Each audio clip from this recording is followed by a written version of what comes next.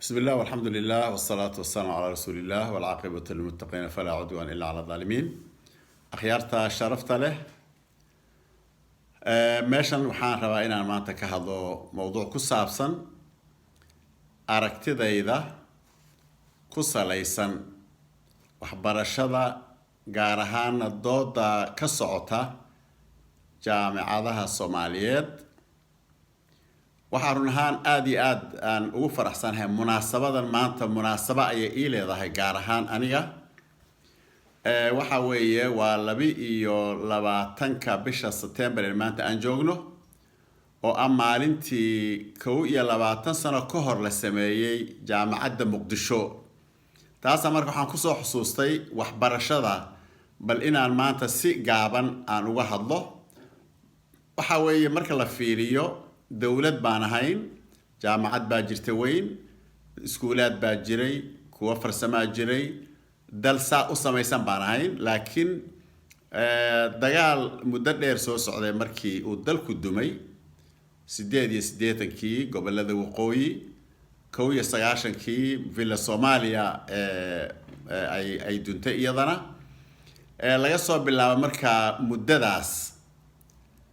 waxaa taban inoo cadayd nidaamka dawladeenu soo dhisnaa.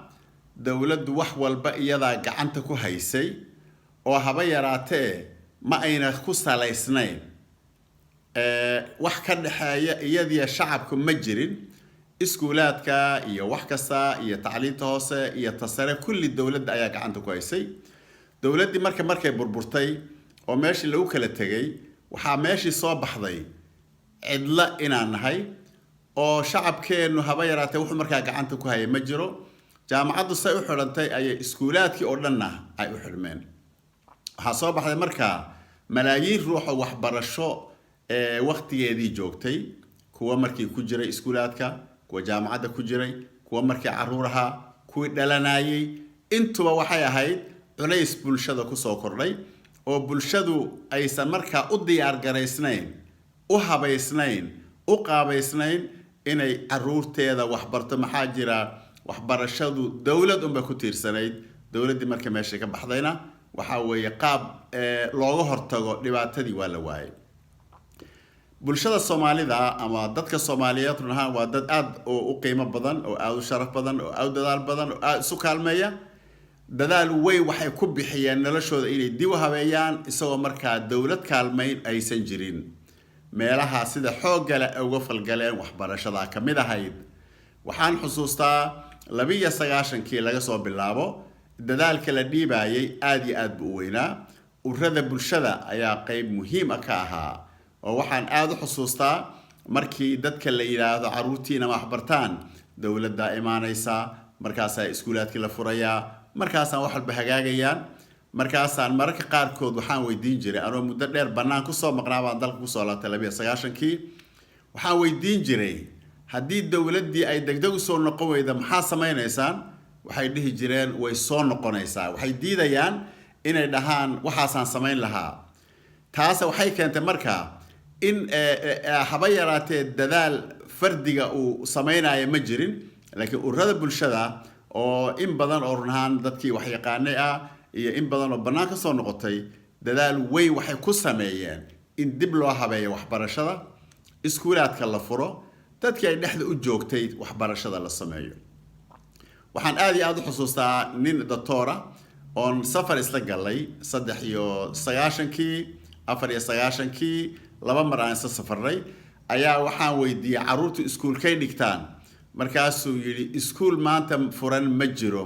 waxaan ku yiri aniga caruurteedii waxa way xamar bay joogaano iskuulaad bay dhigtaan baan ku iri. markaasaa wuxuu yiri iskuulaad jira ma laha.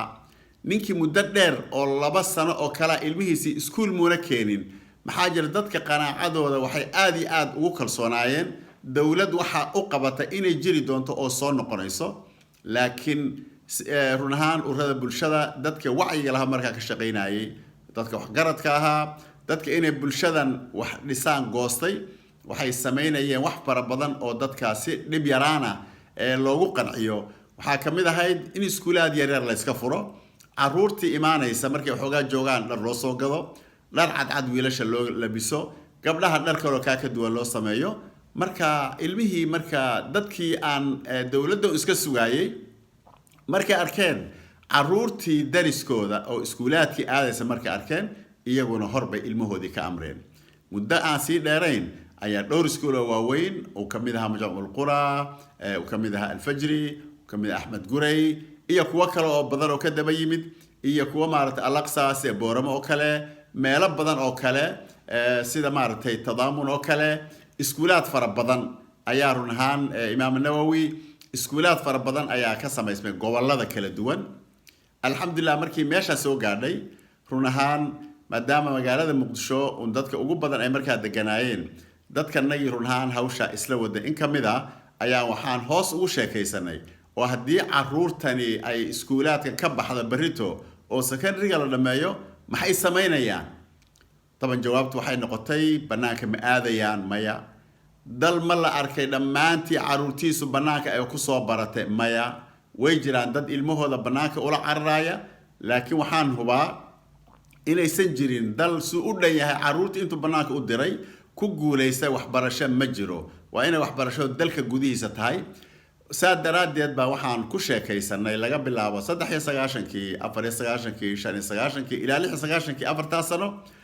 inaan bal dib uga fikirno in jaamacad la sameyn kariyo in kale taban dadaal badan bay taas u baahnayd runta marka la yiraahdo laakiin ugu dambeystii maadaama hawshan run ahaan waxbarashada ay dood badan ka taagan tahay xusuusta maanta ay leedahay maanta oo kale 22 sano ka hor ayaa albaabada waxaa loo furay Muqdisho University isagoo lagu bilaabay iskuulkii Maxamuud Ahmed Cali Shanqol oo hay'ad caalami ah oo Germany ay dayactirtay run ahaan waxaan isleeyahay meeshaasaan ku bilownay shan takhasus bay ku bilaabatay waxaan ka wada xusuustaasi maanta waxay dib iyo xusuusinaysaa dadka doodaha faraha badan wada oo jaamacaadka aad uga sheekaynaya ayay xusuusinaysaa maxaa jira heer waxa la soo gaaray maanta la yiraahdo oo jaamacaduhu maxay yihiin oo jaamacadaha ma aqoonsanin oo jaamacadaha wax lagu baran maayo waa in caruurta loo diro banaanka Kenya Ethiopia dhulka waa in loo diro banaanka wax ku soo bartaan doodaas ayaa run ahaan socota kullay aniga iyo intii aan ka wada shaqeynay jaamacaadka oo ka sheekayn doono insha Allah mar kale si maalmaha soo socda dhowr goor ayaan insha Allah ka sheekayn doonaa waxaan leenahay waxbarashada ka soo bilaabatay dugsiyaasha hoose iyo kuwa dhexe iyo kuwa sare oo si sharaf leh ururada bulshada ay uga soo shaqeeyeen oo si sharaf leh markii dambe ay isu garab taageen caruurtii waalidkoodii oo xabada canjeerada u kala gooyeen oo masruufkii yaraa ee la haysay in kamid waxbarasho loo galiyay oo macallimiinta markii dambe dadkii caruurta dhalay lagu bilaabay $1 $2 $3 bishii maanta waxaan isleeyahay malaayiin ilmood ama caruur yar yar ha ahaadeen ama kuwa waaweyn ha ahaadeen ama jaamacad ha ku jireen malaayiin ilmood oo dhalinyaradeenna iyo caruurteena ayaa maanta waxay bartaan tacliin waxay isweydiin la markaa tacliintu markay soo bilaabanaysay dad badan ha kutub carabi la dhigaa صح وكتب عربي ولا دقا لكن كوا إنجليزنا ولا دقا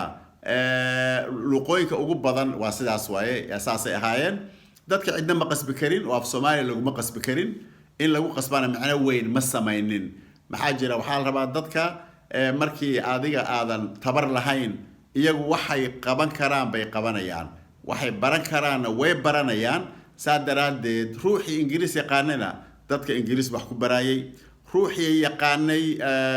عربنا عربي وحكو برايي af Soomaali iskuulaad yarba markaas ayaa ka samaysmayay oo dadku waxay rumaysnaayeen ruuxi iskuul Soomaali maanta ka baxa jaamacadaha banaanka markuu aado inuu ku rafaadayo oo san afka garanaynin saas ay ahayd waxa isweydiin la runta marka la yiraahdo markii marxaladaas la joogay in ilmaha laga xareeyo inaysan raacin daydaga iyo jirrida iyo mooryaanta inaysan raacin ayaa markaa muhiim anaga noo ahayd dadkii ururada bulshada ka shaqeynay haddaan nahay waxaa muhiim noo ahayd ilmaha inaan anaga u furno galaasyo ay wax ku bartaan si aysan dagaalka u gelin oo inaan reeraha islaynaya u kala raacin oo caruurtaas aan loo adeegsanin oo aan loogu samaynin sida dad badan ilmo yar intay tababaraan dagaalka u geliyaan inta ugu badan markaa run ahaan iskuul loo heli kara in loo helo waxay noo ahayd istaraatiijiyo weyn waxay noo ahayd dan guud iyo dariiq aan rabnay inaan gaarno oon xaqiijino ayay noo ahayd afka wax ku baraa markaa muhiim nooma ahayn ruux kasta wuxuu bari kara inuu baro laakiin waxaa heshiis lagu ahaa ilmaha inay danta guud tahay in laga xareeyo taas marka guul weyn oo laga soo gaaray waxaan isleeyahay ururada bulshada waxay mudan yihiin in lagu abaalmariyo hawshaas run ahaan loo abaalgudo